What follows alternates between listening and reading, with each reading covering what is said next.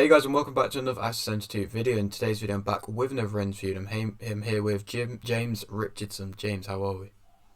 I'm good, thank you, mate. How are you? I'm great, thanks mate. Thank you very much for coming on the channel.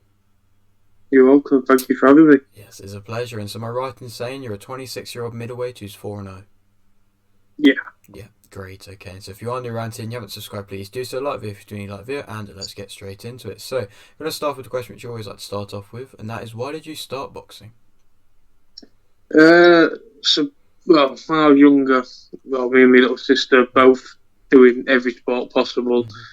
My dad wanted us to get into. We originally started with kickboxing, Okay. but wanted us to some sort of look after yourself, bit of self-defense, and learn how to stick up for yourself more than anything, kind of thing. He's been around boxing, kickboxing, Muay Thai, everything since he was young. So yeah, we originally started at that, but learned quite fast that I didn't like it and wasn't very good at it, so ended up boxing and just it spiraled on from there. Definitely. And so, do you remember what happened in your first amateur fight? Yeah, so my first amateur fight was I had a skills bout, but skills bout's completely different to what they are nowadays. Was I mean, first round was jabs only, second round straight shots, and then third round you can throw what you want, kind of thing. But yeah, it was a young lad and loved it. Great. And so, throughout your whole amateur period, what was your biggest achievement? Winning the nationals as a junior boxing for England, without a doubt. Yeah. Definitely, that's a big achievement. How big of an achievement was fighting for your country? Oh, massive! Yeah, it was. I remember the year I won nationals. It was the year England hosted the Three Nations, so the two finalists would go into the Three Nations because England had the tournament. So yeah, the semi-finals. Knowing that if I won that, I remember warming up for it. My legs would go, and I'd have to sit back down again. And obviously, to go in there as the national champion was just and wear the England kit. It's something obviously every amateur boxer dreams of doing. Definitely. And so, how many amateur fights did you end up racking up? I had 65 all in all. Okay, a good amount, And so, why did you end up turning professional when you did? Professional boxing. I mean, obviously, when you're a young kid and that, everything is professional boxing. You watch professional boxing, not exactly amateur boxing when you start. So ever since a young age, I mean, it wasn't until I got older and I realised about boxing and the championships, boxing for England, Olympics and that. But ever since a young age, I just always wanted to be a professional boxer. It was never about world titles, Olympic boxing. It was just the glitz and glam that you see on TV kind of thing. Yeah, definitely. And so, I mean, so far in the professional side of things are going very well for you. Of course, unbeaten so far. And so, out of these 4 professional fights you've had, which one would you say you've performed your best in? Probably even my last one or the one before that. I had my last one was obviously against a very dangerous man who anyone in the boxing world knows in that Sir John Bommo. And I think more than anything, I showed a lot more discipline than I've ever done in my boxing career in that fight. He's very strong, very powerful. He's knocked out a few undefeated prospects, and just even when he was wobbled or stumbling around and that, I didn't jump on him, and just kept a good disciplined performance, I think. Definitely, that's good to hear. And so, would you say that you're constantly improving now?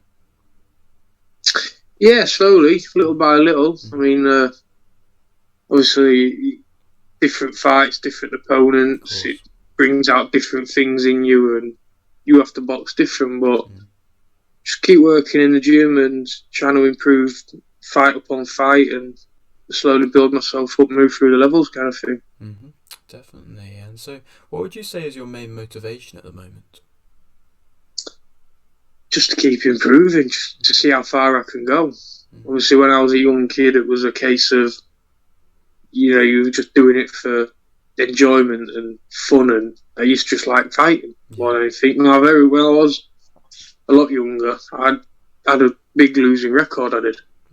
I think I'd won. I think I'd lost 5 or 6 more fights than what I'd actually won, and just kept tight, just enjoyed it. And then obviously you get older, you start taking it more serious, and I ended up winning the nationals. And it's just everyone wants to go to the top, don't they? Everyone wants world titles, British titles, or anything, but just to keep going, keep improving, see how far it takes me. Definitely. And so now you're back on a Carl Greaves Promotions show, and so what's it like working with Carl Greaves Promotions?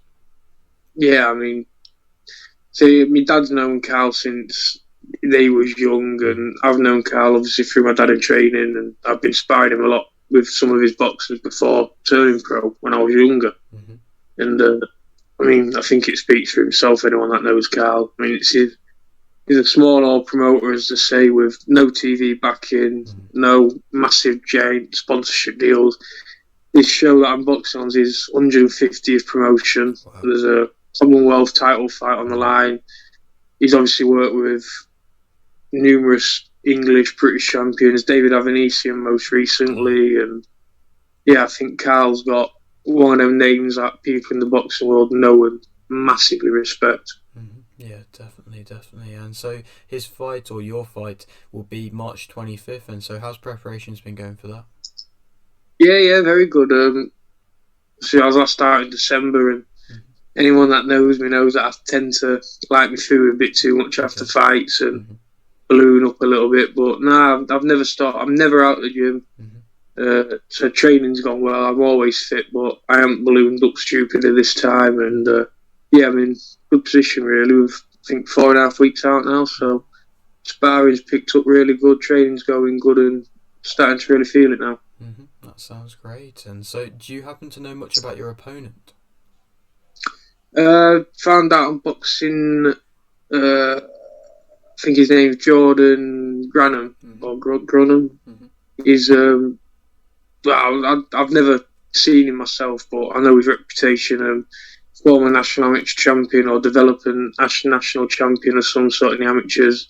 Went on the road as a pro. Well over 100 fights. I think he's been stopped twice. One of them was due to swelling, not an actual stoppage. Wow. I mean, he's as tough as he's got to be one of the toughest road boxers that's active in the minute in the world. He has so. Yeah, not an easy touch. Should be a hard night work. I've seen that he does come to win fights and give it a good go. So yeah, hopefully a good step up and good night. Definitely. And would you say that you'll never shy away from any kind of tough opposition? No, this is one thing I've said before, that for some reason in the pros people are always scared to lose.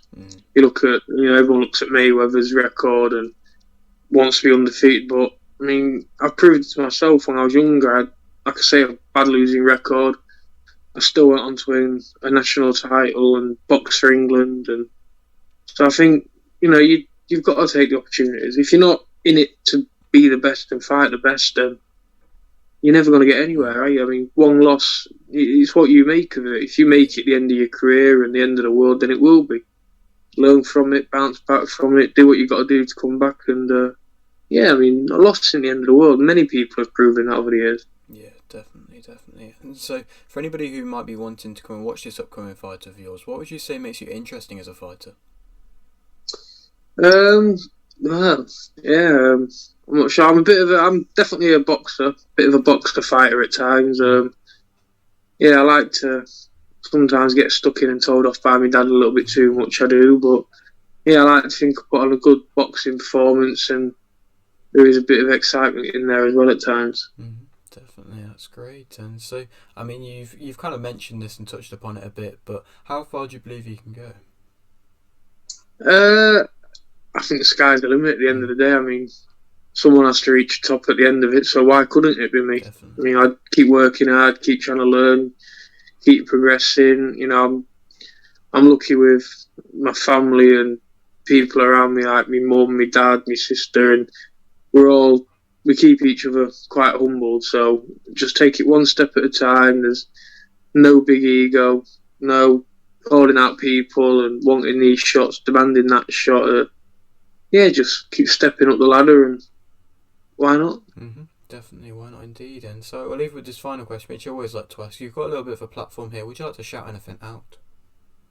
Yeah, obviously, massive shout out to everyone that supports me for fights or in any way, buying tickets, social media, just wishing me luck, well done. obviously my coaches, my family at Scunthorpe Boxing Club, and my family at home, my mum, dad, sister, partner. Massive shout out to sponsors as well. Everyone knows they make the world go round in sport like this. So Jason Fred Gold, Chairman Upholstery, GD Services, and Chris Robinson.